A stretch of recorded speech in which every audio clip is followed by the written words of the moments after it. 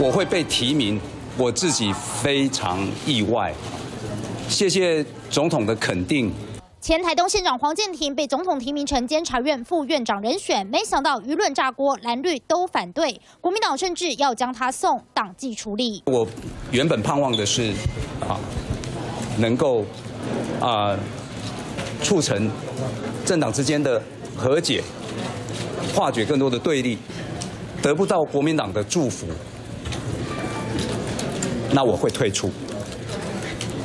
6月18号深夜传出消息，引发各界反弹。预计19号下午3点，总统府开人事记者会，提前1小时喊卡，接着黄健庭自己出面讲清楚，但蓝营恐怕不买单。国民党今天的状况非常的不好，我们更要坚强，更要团结，更要争气。黄县长这样的一个做法，让我觉得实在是太没出息。我个人绝对不可能投票给他。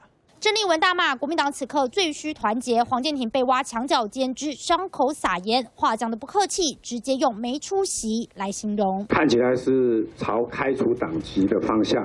我认为最终我还是希望得到国民党的祝福，因为我刚刚已经强调过了我是国民党的党员我是蓝营的一份子。国民党立刻发出声明，黄前县长应该主动退出政党运作后再接受提名，而且能否适任需要经过立法院多数委员同意，应该先思考是否能够得到民进党的支持，而不是国民党的祝福。400字回敬黄健庭，一边喊着自己是蓝营一份子，一边声明急着打脸，一场人事案还没成定局，黄健庭跟蓝营双方关系早已回不去。3立新闻黄大凤、朱淑君台北报道。